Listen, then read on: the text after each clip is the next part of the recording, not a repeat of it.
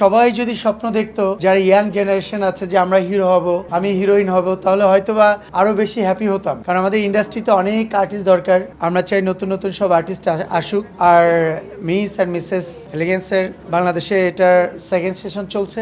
আমি জাজ প্যানেলে আছি, আমার সঙ্গে আরো অনেক বেশি অভিজ্ঞ জাজরা আছে আমার সঙ্গে।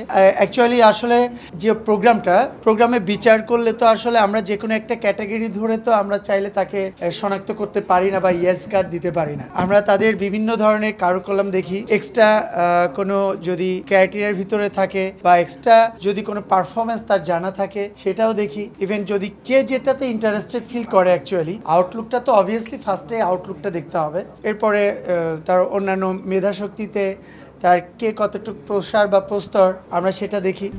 RICL TMX, যুগের পর যুগ স্থাপনা থাকে মজবুত। সবকিছু মিলিয়ে আসলে সবাই মিলে একটা সিদ্ধান্ত নেওয়া হয় যে আসলে সেকেন্ড রাউন্ড পর্যন্ত এই ক্যান্ডিডেট বা এই পার্টিসিপেটকে আমাদের নেওয়া উচিত কিনা।